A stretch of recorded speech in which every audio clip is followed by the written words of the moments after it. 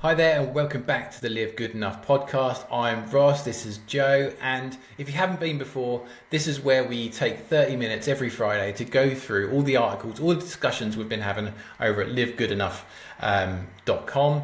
And if you're new here, what we do here is all about modern living with balance, balance being the operative word there. So we're not prescriptive in any way. We just get you involved, give you a nudge on some, really interesting topics, some conversations to get you talking about some of these things. So, as always, we've got Joe here. How you doing, Joe? How's your week been? It's been, I've been about a bit about this week. There's been a lot going. Obviously, England, the Euros seems to be quite dominating. Of course, yeah. A lot of stuff from my perspective, both with the kids. Kieran McKenna ended up with my kids for an assembly, so that was exciting. And lots of bits and pieces really. But yeah, no, I'm I think okay. I'll give you an out of 10. I am probably a 6.5 today. 6.5. 6.5. That's good. And for those of you that are listening that may not be local to us, Kieran McKenna is the Ipswich Town football manager as well.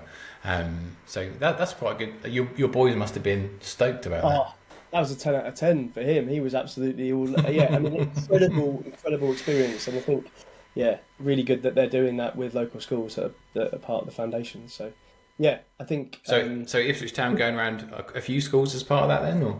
Well, again, and I know this isn't a plug for Ipswich Town Foundation, but I don't work on their behalf. But Dale Hall is one of their schools where they do wraparound care. So they have facilitate. They actually now take on, I think, a lot of where the price of wraparound care is very expensive, and I think subsidise some of that.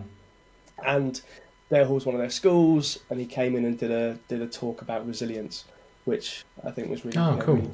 Really good thing for them. Okay, so we've got some really interesting conversations this week to have. We've picked out 3. As always, there's 5, one each workday that we put on to Live Good Enough. If you want to check out those, you can just head over to livegoodenough.com and you can check out all of those articles. But the 3 we're going to pick, and the first one today is how to be there for a friend in tough times. Now, I think you'll agree that we've all been in that situation on either end, I think as well, whereby either we've been going through tough times ourselves and have reached out to a friend, or I think more prominently as part of this conversation, we're someone who has maybe heard that someone's going through a tough time. Maybe they've approached you that things aren't so great at the moment.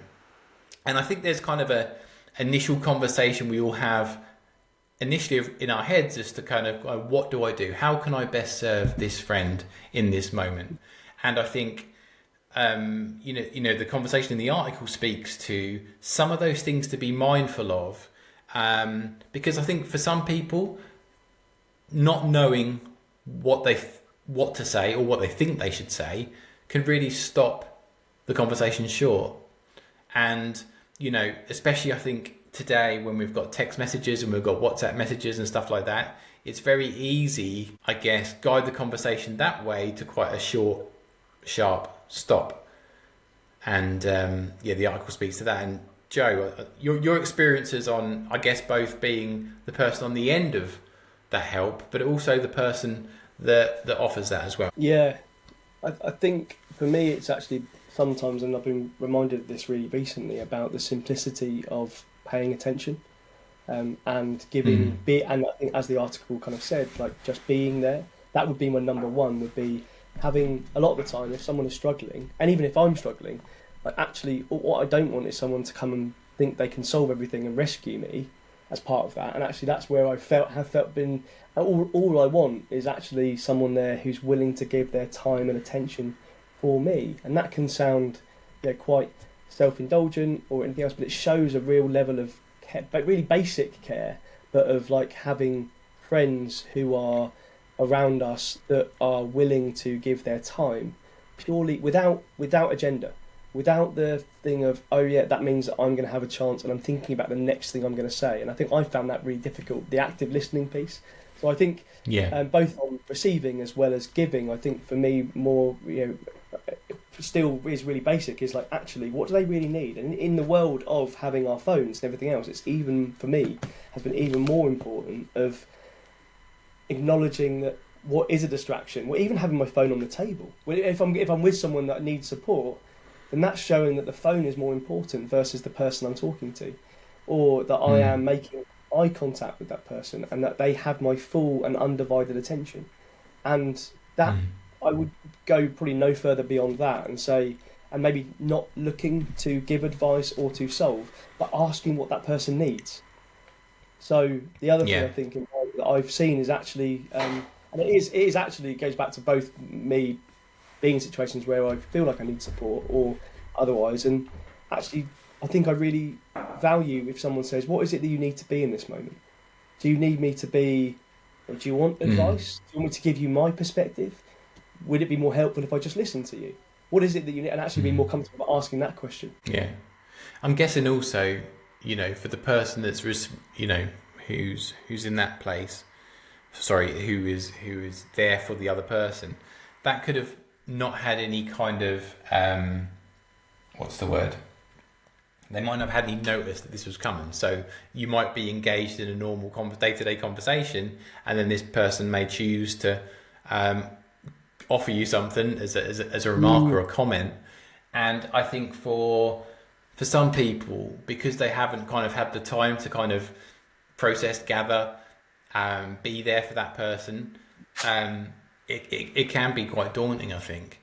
Would you say a good rule of thumb is to kind of try to take it offline as soon as you can, would you say? If you're saying, if it was through a text message that I've received and someone said, oh, I bet this has happened, and then I put it out there to say, actually, no, sorry, my wife's just come back. It's in the kitchen. I would say, yes, I would recommend taking it offline as quickly as possible, but equally whatever format. Again, acknowledging that other people often work in. If they've chosen to disclose that via, text, something, then you can give them the option and say, "I'm here if you want to talk about it."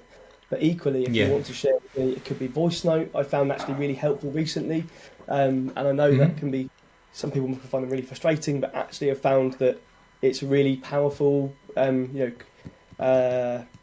We call it, like, it could be an agony aunt. No, literally the voice note is an agony aunt because you're not going to be interrupted. It is a one-way dialogue, and that you're sharing purely with somebody. And so actually that can be really good. But I hear what you're saying, and you're right, it can be daunting if you weren't expecting. Like, you go into a conversation with a friend and you're just wanting to catch up, and you might know that something's going on or something's happened. Yeah. Are they going to choose to disclose it? And I think you're right. With one thing, again, with the work that I've been doing with Talk Club, that we find a lot around is that the avoidance of those conversations are actually more frustrating to the person that is needing support, because they're needing to manage the fear or the worry about the other person versus their own needs. And it's more sort of like letting go of what might happen and being like, again, back to that point of like, what's the worst that could happen? What's the best thing I could just give myself and them the attention. Now, they could then choose, if they felt safe in that space, to share with me. Equally, they could choose not to. Now, there was nothing on me to solve that for them, but that has to come from me. I have to believe that myself, versus the instinct, which is to, solutions. And I think that's the challenge that I think I find a lot of the time, particularly with men as well. I would say that a lot of men, we want to fix things. It's sort of a stereotyped, but traits that I've seen definitely be more prevalent than with women who are just happy to discuss how they're feeling and know that the solution might not be there and then. Yeah, I think it was the other week, and I think it was a conversation with Simon Sinek, I think. And there was a conversation the other week, and there was just an example that came by way of another conversation, and it was just a story of someone who had, I think over text, they'd shared something with another person, and that person said that, I'm mashing up what the actual words were, but it was kind of along the lines of, look, I know you probably don't want to talk right now, but what I'm going to do, I'm going to call you every day at 7 p.m. for the next week. And if you want to pick up at any time, pick up the phone. But if you don't, that's fine. And I'll call for maybe 7 or 2 weeks, whatever. But I thought that was quite a lovely way of really nice. Offering some support there, where you you kind of, I guess the recipient sees that there's the dedication that you want to help and that you want to give them space at the same time. I thought that was quite a nice kind of way of framing it, Yeah, really. I love that. I also wonder about whether it's, again, that's because that's the time that worked for the person who was doing the calling versus the receiver, and actually going, look, is there a time? I'm going to say 7, but if there was another time that'd be better, that actually might work, and you might be Yeah, available, let me know. But yeah, again, I think the thing to say is, I think that we often fear is the fear of, fear is actually going to one of the other things in the week, but fear of failure, or fearing letting people down, or needing to yeah, please. And actually, the empowering thing, if you mean, as long as you mean it, and you have to stick by that, is about relinquishing expectation. And it's like, there is no, as you said, that example is brilliant. For me, as long as that comes with, but there is no expectation that you will pick up. yeah, I'm yeah, just yeah. going to be there because I want to be there for you and show you that's my intention. If you choose to take that up, Yeah. then that's brilliant. If you don't, that's absolutely fine too. Yeah, I think that was the thing. I think that it kind of said, look, I'll do 5 rings or something like that, and then if not, that's fine. Mm, And I'll just call the next day. And so yeah, it's quite a nice way of doing it. So Mia, check out the article. The article will go through some ideas, some things to think about, a little bit on listening, and some general kind of tips that are generally thought to be good around having those conversations. Again, like anything, what we want you to do is to engage in these conversations. We're not saying this is prescriptive of thing what you need to do, but just to give you that nudge, just to give that mind work. And sometimes we just need that initial kind of tip over the edge to sort of put us into that frame of mind. So if you want to check out that, that's over on the website. But we're going to go into the next one, and the second one we're going to talk about today is procrastination. And kind of the article kind of talks around why we delay. I think it can be frustrating for those of us who have periods of procrastination to kind of understand it, and kind of what to do about it. Because I think sometimes, the article speaks around some of the things that are generally known to maybe be reasons for why people procrastinate, but it's important to say that there are obviously personalized reasons. I would, the immediate things I think of to anyone that has a neurodiversity of ADHD or anything like that, that can sometimes form a big part of that. So it's kind of a separate kind of conversation of sorts, but it's also a conversation where we want to be inclusive as well. So your thoughts, Joe, around procrastination? my good friend procrastination, my best mate, that guy. Yeah, no, I definitely Yeah, resonate significantly with, I think, procrastination. I need to, it's something that I think I face daily, with particularly around work, and it can be around personal stuff, as I think the article looked into, and some of the reasons for that. And a lot of the thing for me is yeah, definitely around, I think procrastination is something I've had to come also own. I think I found it very difficult in the past to acknowledge that I procrastinate, because I think people think then you're lazy, and actually I know from my own self, I'm not lazy at all. This is literally something I'm really struggling to do. There's a blocker there, and often it's because I want to do such a good job of it. So most of the time it's because it comes from a place where it's like, no, I'm going to put that thing off so that I make sure when I have the perfect space, whether that be, there's no one around, kids aren't here, there's an hour, I can be like, right, I need an hour for that. It's going to definitely need one yeah, whole hour. And then that hour comes, I'm like, wasn't quite good enough. Maybe I needed a bit more time, a bit more space. And actually, it's like, it's never going to come. So the thing that I've started to realise is, again, for me, the bigger thing is just do, don't think, do. If there are things that I'm procrastinating, then it's taking away the layer. I'm thinking too much about them, and actually, I just need to get on and do it. That simple thing is, there's clearly too much emotion that I'm attaching to whatever the thing is, and can I try and take that emotion away from it? How about you? yeah. It's a tricky one. Yeah. It's a tricky one. Yeah, I can certainly, I certainly have challenges around procrastination. I think it shows up in different ways. I think what is immediately coming to mind is where, the way in which my curiosity and my brain kind of works is that I can come up with lots of ideas around lots of things, and that initial 100 meters in the race is an immediate start, it's an immediate get going. But then if there's anything that comes after that, which kind of like when the novelty starts to wear off, or it's past, maybe what the part that I'm doing has been passed to someone else, that can then be difficult for me to pick up again and continue. It's kind of like how it feels sometimes that like all my energy has been given to the creation of whatever the thing is, or the ideation of what that thing is, and then after that I'm running on gas a little bit after that.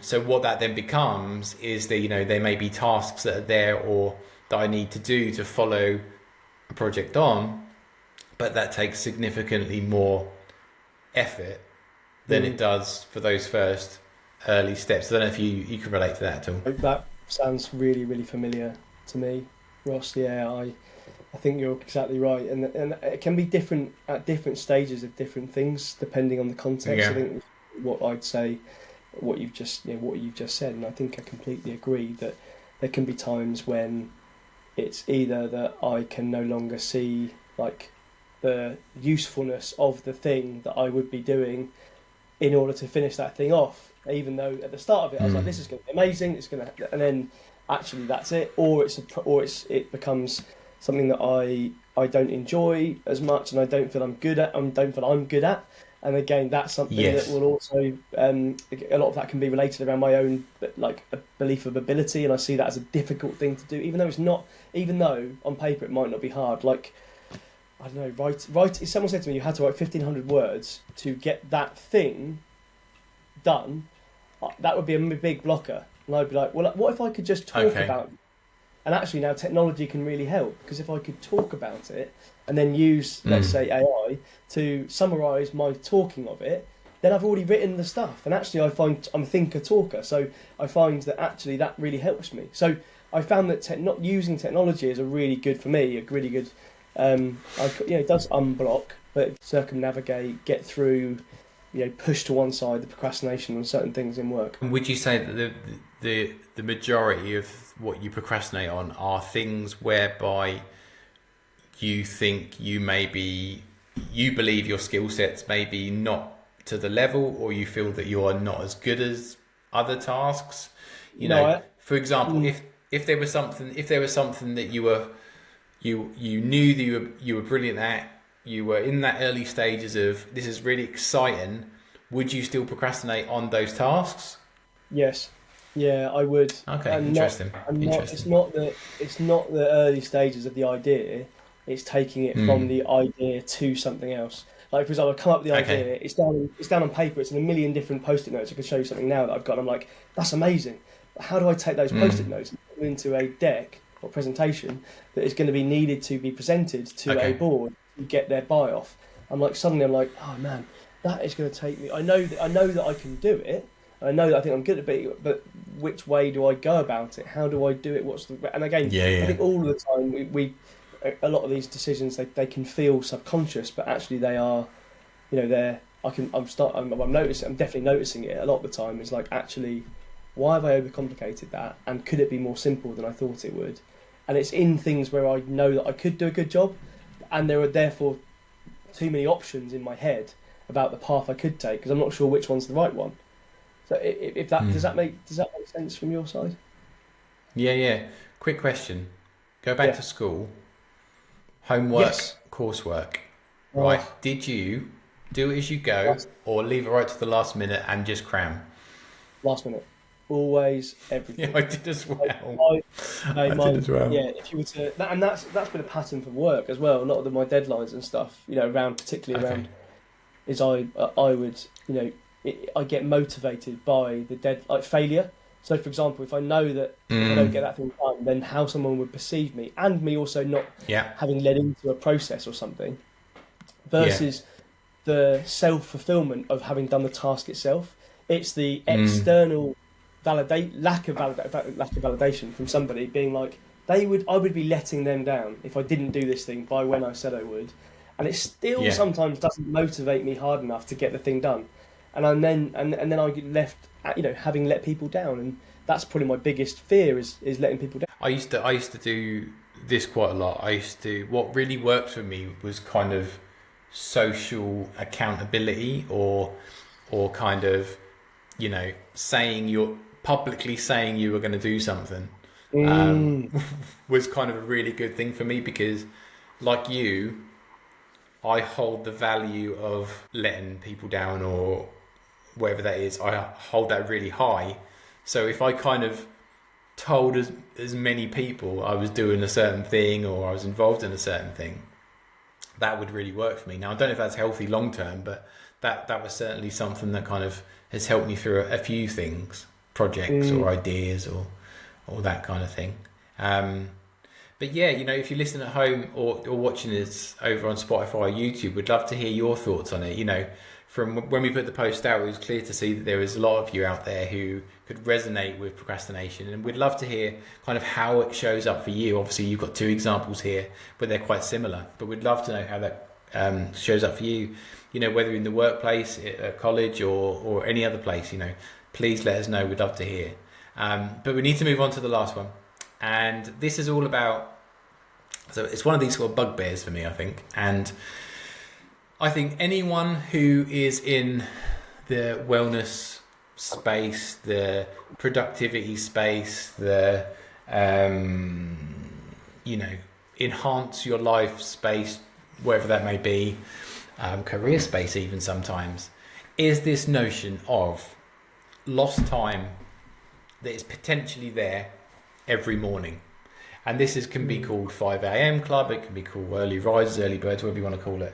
But the idea is that if you get up at 5 a.m, you have a period of time there to do stuff before, I don't know, family or whoever else wakes up, and then you go about your normal day, and then maybe you go to bed early at, I don't know, 8, 9, and then that all starts over again. So effectively what they're saying is you get a block of time in the morning which you wouldn't normally have, which you'd be sleeping. And I kind of see this a lot as quite a prescriptive thing about, oh, you have this problem? Oh, this is your answer. And I just think, like all of these things, there's nuances in regards to the person, the family situation, the work situation. And the article just kind of delves into some of those things. Is this the only way we can truly be productive and gain success? Joe, what are your thoughts? Yeah, definitely not the only way, and I think, as you've said, very much down to the individual and what they notice about themselves. And I think not only about in what I would say like now, but thinking about over your life, and like when you might have been more productive, or you might have again back to school or back to other times, and like whether, or I don't know.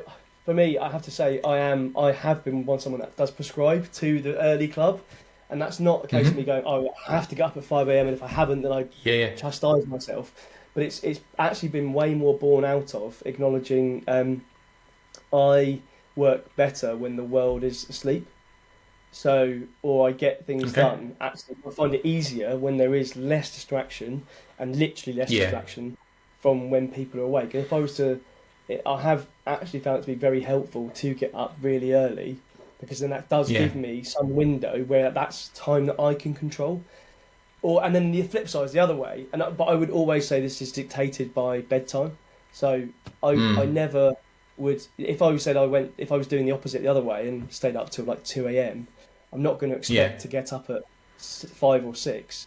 But then I have two young kids, and actually early mornings have been something that we have to embrace, because they are up. But funnily, we're going through a transition at the moment where I'm up way, way, way before them. We're probably going into that period where they've been up by 6:30 every morning, and now it's like 7:30. And actually, that's then, if I get up at 5:30, that's 2 hours of time. That, as you were saying, like the only thing we get that we do have time is a really precious commodity.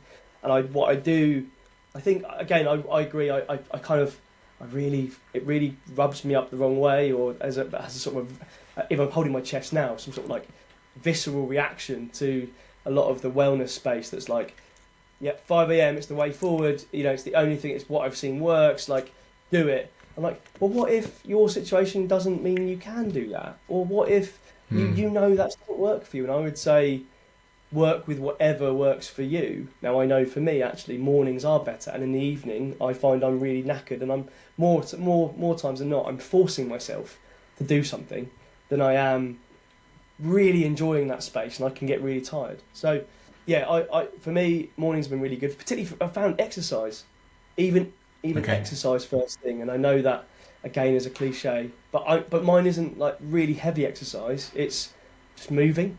So whether that's like 10 minutes of yoga, or again, these are all sort of perhaps cliched things to do in the morning, but I'm literally saying I do 10 minutes, or I do 10-minute breath work, or something that I just find actually means that I've moved a little bit, and then I can start. The worst thing I could do would be jump on my laptop at 5 a.m. and think that's going to be really good. But I know in really busy periods I do that as well. So I mean, we never know what the day's going to bring. We never know what the week's going to bring, do we? So we have to be able to adapt. And I think what happens sometimes is that, you know, we might try and get into this routine of doing something every day, a bit like exercise to some people. And when life gets in the way, it's kind of like, oh, it's done. I can't do it anymore. Then this isn't working for me. And I guess, like you say, the frustration is that these conversations that we hear around this subject are not around, right, I do this, but there's also other stuff that might work and depends on you. There's never that conversation. And it's usually because there's a book that relates to that that subject which they're trying to flog, or something like that. And that's cool. That's cool. And as you say, there are a lot of people that gain a lot. I just think we need to, and this is I think the string that runs across everything we try and speak about is it's about knowing yourself, or at least starting to know yourself and listening to your body. Be mindful of those around you and your situation, and that what is shown to you online or in other on other channels is not your life, and that might work for that person, but you need to, even if you take little nuggets of it and work it into it, you know, you can create your own. It doesn't have to be as prescriptive as that. And equally, you know, there's an argument, I guess, that says that time in the morning, what's wrong with resting? You know, we're told equally about sleep, and sleep being hugely important, and the way that it replenishes our body and replenishes our minds and all that kind of stuff. So if you're a person that sometimes maybe has trouble getting to sleep, but then you're making sure you're up again at 5 a.m, you know, again, it's got to be consideration. So like I say, the article goes through some things to think about, some kind of ways that people have done it in the past. You know, we talk about, in particular, there's a book people may have come across called The Miracle Morning by Hal Elrod, and there's a host of other books off the back of that as well. So there's some ideas. If you haven't looked at that topic before, there's some good things to just have a Google or pick up some books. Yeah, and it's just about finding your own rhythm, I think, Joe, don't you think? Yeah, and I think even, say, find your own rhythm, but that it, even if it doesn't work in that first week or whenever, or actually, and that you miss one morning, that doesn't brings a level of sort of compassion and forgiveness in yourself, and that's okay. Yeah, doesn't mean you have to do it every single day. It could be you work out that actually so for example, you're commuting one morning, so actually it means you're in the office, so you might have a different routine to when you're at home, and working out what works best for those times or days. So yeah, lots of different options there. Perfect. So again, if you want to check out that article, you can check over on livegoodenough.com. Also, some other things we talked about this week. We talked about how owning a pet can boost well-being. That was a popular one as well. And also today we spoke about creating a local tribe. You know, if you've ever had that thought of, it'd be great to have this kind of little group that, you know, is around our area or our location. But you think, I can start that. You know, some ideas around how you can maybe get involved, gauge opinion, gauge, you know, how to look for a team of like-minded people. So if you're in that position where you think, I'd love to have a book club, or I'd love to have something like that, have a look at those and for some ideas around that. But we shall leave you there until next week. We'd love you to get involved with the conversation, so you can get in touch with us by just dropping a message wherever you see these comments. You can go over to YouTube, Spotify to leave a voicemail, or you can get in touch via the website. But until next week, live good enough, and we'll see you soon. Take care.